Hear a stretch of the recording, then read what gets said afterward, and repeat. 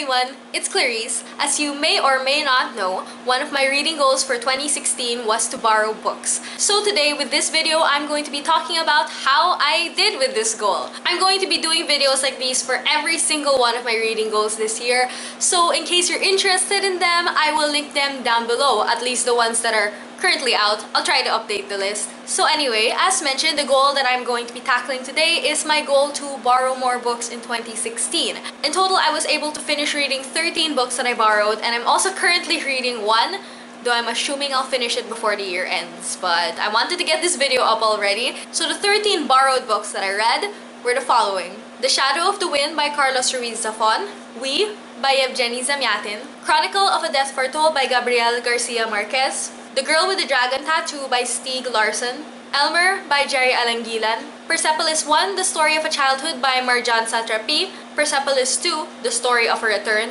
also, of course, by Marjan Satrapi, The Brief Wondrous Life of Oscar Wilde by Junot Diaz, The Magicians by Lev Grossman, Fun Home, a Family Tragicomic by Alison Bechdel, Wicked, The Life and Times of the Wicked Witch of the West by Gregory Maguire, Akata Witch by Nnedi Okorafor, and Illusions, The Adventures of a Reluctant Messiah by Richard Bach. And the book that I borrowed that I'm currently reading is Neverwhere by Neil Gaiman. So I'll count that as a total of 14 borrowed and read books, though there were some books that I borrowed from the library that I didn't end up reading. And it's kind of nice that I was able to do that because, for example, when you buy a book, and then you will realize that you don't actually feel like reading it and it's just sitting there on your shelf, it's hard to not feel pressure to read it even though you don't want to, or to feel guilt from not reading it. But when you borrow a library book and you realize that you're just not in the mood for it at the moment, you can just return it and there's no guilt. And because it's in the library, there's no reason that I can't just get to those books later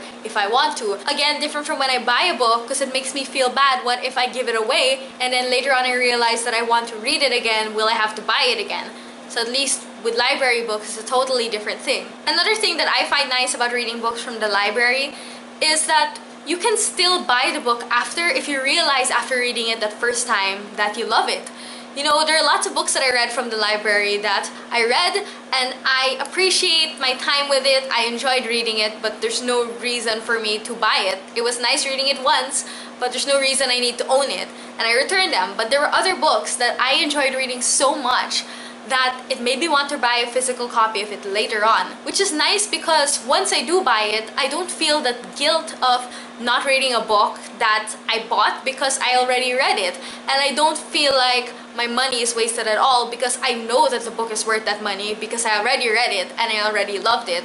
So it was really nice being able to do that. There were a couple of books that I considered buying, but the one that I actually already bought that I had originally read from the library was Elmer by Jerry Alangilan. I was able to read it and then I fell in love with it and I wanted to own it, so I bought it. And I'm hoping to do that in the future with a lot more books that I read from the library. And it really just goes along with my motivations to eventually have a bookshelf that only has books that I love.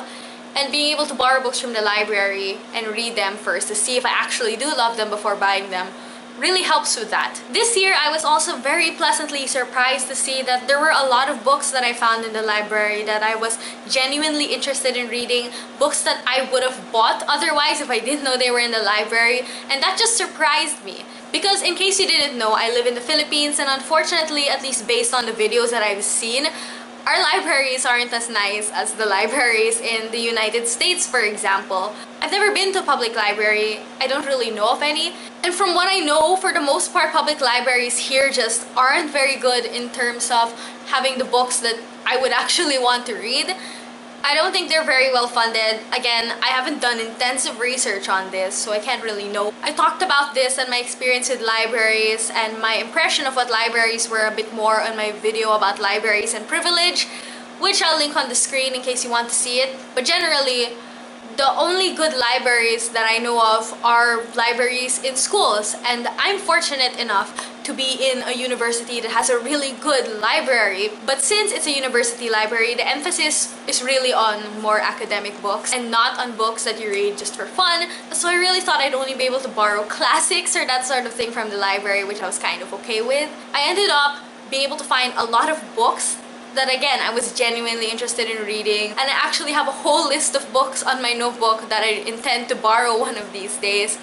and I'm just glad I was able to find that many, and it really did surprise me. Also, as I mentioned in the reading goals video, before this year I never borrowed any books for non-academic purposes from my university library, which is a shame. So because I started making this a goal, I started to hang out around the library more and actually look at the books that are there. I hang out in the library a lot now. There are times when I'm in a bad mood and I just go to the library and look at books even if I don't plan on borrowing any. It makes me happier. Or there are times when I go to the library to study, and one of my big motivations to be able to go there and study is knowing that after I study I can go look at books after, and it's been really nice. Something that made me a bit sad this year in relation to libraries though is that since I'm asthmatic and I sometimes get allergic rhinitis, being around moldy books is not necessarily good for me. So there were some books that I either borrowed and then had to return, or was about to borrow and then realized I couldn't borrow because they were too moldy or the smell was too strong and it was making me sick. That just makes me really sad when I want to borrow a book and I can't. But overall,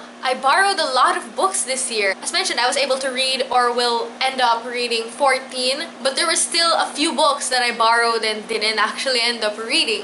And it was really nice being able to borrow so many books instead of spending money on it, because I loved reading books before deciding whether I wanted to buy it or not. And I also loved not feeling guilty for not reading books that I borrowed. I just love the library generally. This year there were a few times that I was even trying to push my friends to try to borrow books from the library because I don't think they even realize what a great resource they have that they're not even using.